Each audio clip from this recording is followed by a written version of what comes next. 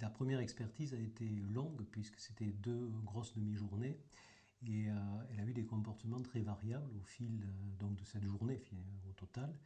Euh, Son comportement était marqué essentiellement par une impulsivité, une intolérance à la frustration. Dès qu'on avançait dans nos questions et sa remise en question, elle ne le supportait pas. Et il y avait une impression quand même globale de facticité du comportement, avec une négation farouche, non pas des faits, puisqu'à l'époque elle n'était même pas mise en examen pour des infanticides quelconques, mais il y avait un souci d'autoprotection qui était farouche.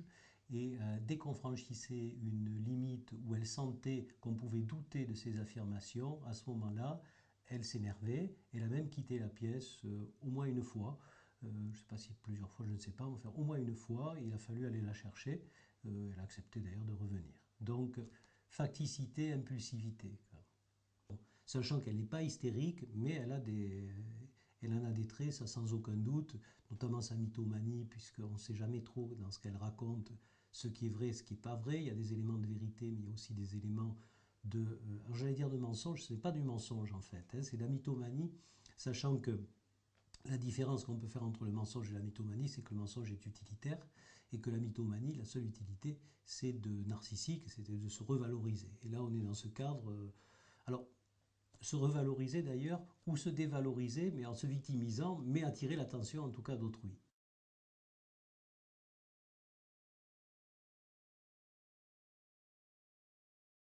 Elle traçait un parcours de vie carencé, instable, mais en même temps, on décelait que c'était quand même teinté d'une certaine mythomanie, quoi, qu'il y a un parcours de vie qui était quand même relu, repensé et pas transcrit en fonction de l'événementiel, mais de son vécu.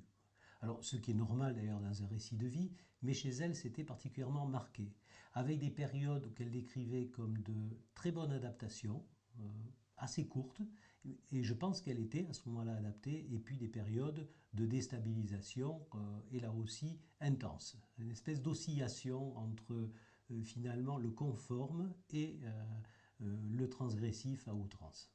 La pratique de scarification, de passage à l'acte autolytique, suicidaire, impulsif, sans désir d'ailleurs réel de mourir.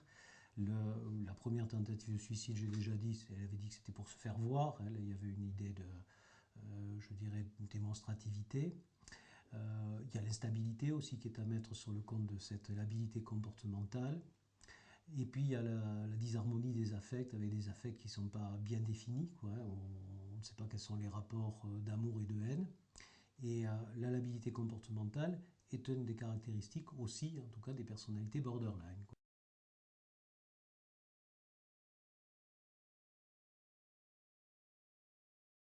C'est une identité de mère qu'elle veut valider, si on se centre sur les faits. Bon, après, il peut y avoir d'autres étayages possibles, mais par rapport aux faits, c'est ça, c'est-à-dire valider le fait qu'elle est une bonne mère.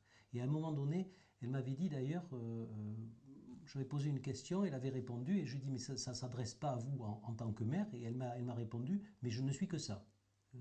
Alors je ne sais peut-être pas les mots exacts, mais c'est une espèce d'équation qu'elle pose, je suis une mère, et c'est tout.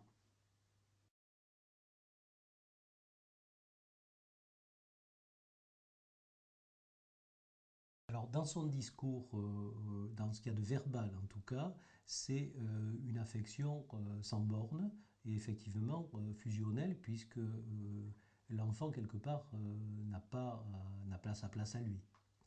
Euh, je dirais, ça c'est pour les paroles, mais dans la musique, il y a quand même en arrière-fond quelque chose de factice, quelque chose de trop beau pour être vrai, euh, quelque chose de plaqué, mais dans les mots, une affection sans borne. Et une colère très vive et immédiate si, je dirais, on émet l'hypothèse qu'elle ait pu, d'une manière ou d'une autre, ne pas être une mère idéale. Je n'irai pas jusqu'à dire avoir fait du mal à ses enfants, mais si on met en cause son identité de mère, là, ça devient explosif. Et on est dans des rapports effectivement fusionnels qui sont caractéristiques des personnalités abandonniques, borderline, quoi, dont elle fait partie. C'est logique. Mais là, l'enfant, en fait, n'est pas un être vraiment distinct, quoi. C'est un être à modeler.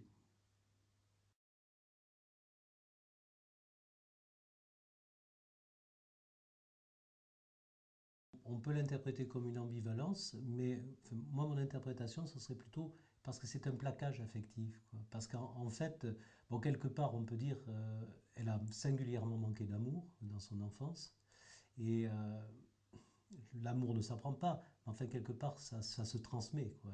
Elle n'en a pas reçu. Est-elle capable vraiment d'en donner? On peut se poser la question. Et à mon avis, il y a un plaquage, quoi. Elle en a entendu parler, évidemment. Elle sait qu'une mère doit aimer ses enfants. Mais c'est vrai que le fait d'aller dans sa famille, de revenir aux sources, aux racines et de ne pas amener de photos de ses enfants, c'est complètement incohérent. Et à mon avis, ça démontre le fait que cet attachement est factice. Elle a, par rapport à ses enfants, c'est peut-être pas trop votre question, mais il y a aussi, je crois que c'est Amandine, ou peut-être un autre, où elle ne se rappelle pas la date de naissance, mais elle se rappelle la date de mort. Là aussi, c'est assez significatif de cet aspect. Alors, c'est vrai, on peut employer le terme ambivalent ou factice, faux. Elle est enceinte de, alors je ne sais pas d'un de ses enfants, euh, je ne sais pas lequel. Elle est enceinte et anorectique à un moment donné. Donc, à la fois, elle est en état de grossesse, ce qui suppose une prise de poids, et en même temps, elle ne mange pas. Alors, l'anorexie supposant une perte de poids. On est dans des, euh, on est dans des contradictions perpétuelles et dans finalement un mélange de force de vie et de mort, quoi, hein, parce que finalement être enceinte c'est donner la vie et puis être anorectique c'est se donner la mort et en l'occurrence pouvoir donner la mort au fœtus, quoi.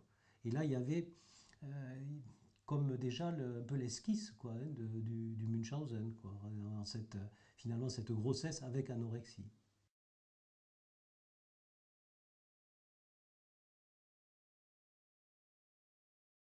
Alors, la personnalité, d'abord, de base, ça c'est le premier critère.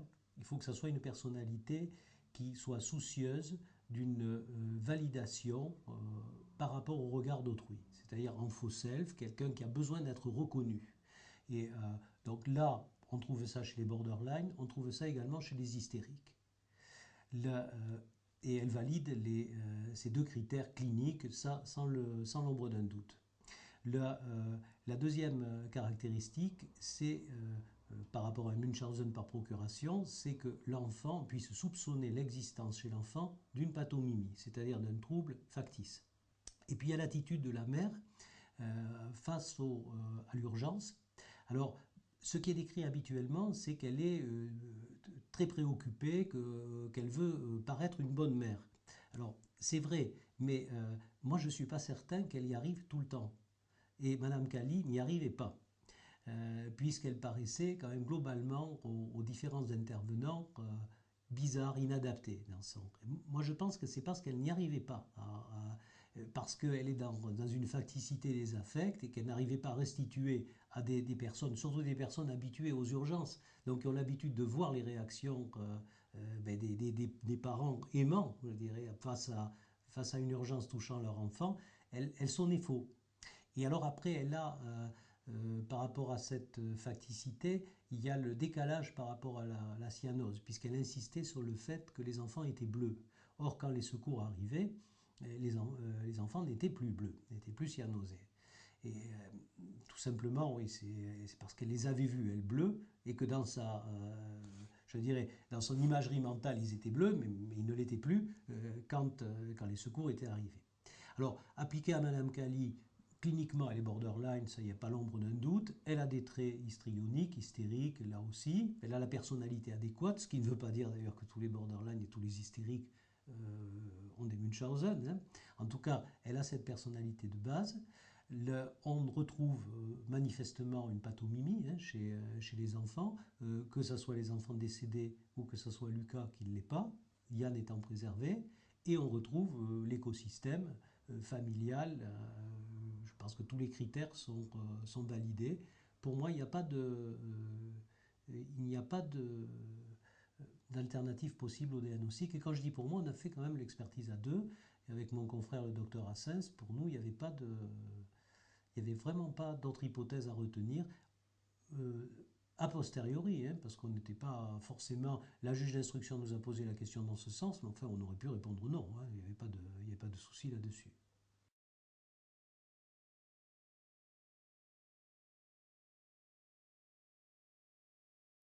Alors ça nous dit d'elle essentiellement qu'elle, étant dans l'indéfinition d'elle-même, elle attend d'autrui de la définir. Et évidemment, elle souhaite, comme la reine, hein, que le miroir lui dise qu'elle est la plus belle.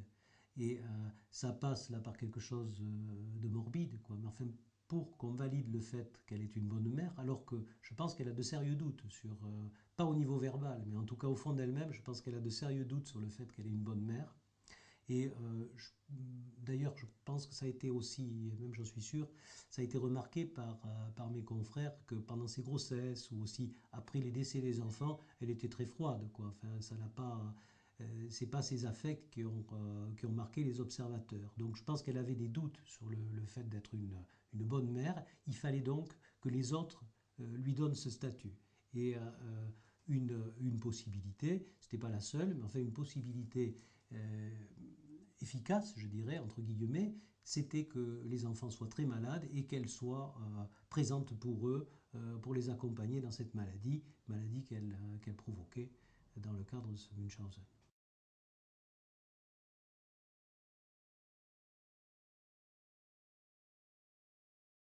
Des enfants, parfois, peut-être d'ailleurs souvent, prennent à leur compte la problématique des parents, comme s'ils rejouaient la scène en essayant de résoudre un problème qui est resté insoluble pour les parents. Alors ça, c'est tout à fait possible qu'effectivement, elle essayait de rejouer la scène, de résoudre le problème, de dire, dans l'idée complètement inconsciente d'ailleurs, hein, d'aider sa mère à le résoudre. Alors, je ne sais pas si je me suis suffisamment bien expliqué, mais je voyais ça de façon tout à fait systémique. J'ai la sensation, moi, que de façon tout à fait inconsciente, elle réunissait les sortes de pièces d'un puzzle. Par exemple, elle a essayé de stranguler une des jeunes filles avec qui elle séjournait en famille d'accueil. Je crois que c'était en famille d'accueil. Et c'était quand même le même principe, hein, où elle a été jusqu'à une asphyxie assez prononcée, puisque la jeune fille a eu peur. Donc là, on était quand même dans le même cadre. Et ça, c'est une pièce isolée du puzzle. Ce n'était pas son enfant.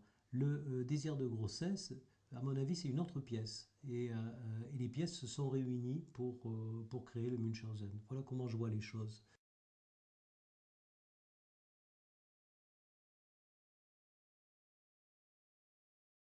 Quand je l'ai vue pour la première fois, pas de reconnaissance des faits, là, et elle était offusquée si, je dirais, on soupçonnait qu'elle puisse être une mauvaise mère. C'était son rôle. Euh, à l'audience, petit à petit, et face à une certaine accumulation, je pense, la matérialité des faits, des témoignages, des expertises, euh, elle a vu que ce rôle n'était plus viable. Enfin, ce n'était pas viable. D'ailleurs, elle avait déjà reconnu les faits, hein, mais enfin, en tout cas, elle pouvait plus se positionner dans ce rôle-là. Et à mon avis, elle a intégré un autre rôle, le rôle de coupable, coupable absolu, quoi. Parce que finalement, là, elle restait en quelque part intéressante, quoi. Elle était plus dans, elle validait quelque chose. Elle était en cour d'assises et bon, je crois qu'elle a dit à un moment donné, donnez-moi le maximum, ou enfin, où on arrête là. Enfin, ça m'a été répété parce que j'étais pas là, mais enfin, je crois que c'est le premier jour d'audience. C'est-à-dire que là, elle était en train d'intégrer, quoi, le rôle d'accusé, de condamné. Euh, à mon avis, toujours en faux self, toujours avec l'idée de valider cette identité de rôle, puisqu'elle n'avait pas le choix. Et elle a eu un comportement, évidemment, qui a, à mon avis, pesé sur le verdict, mais quelque part, au moins inconsciemment, c'est ce qu'elle voulait.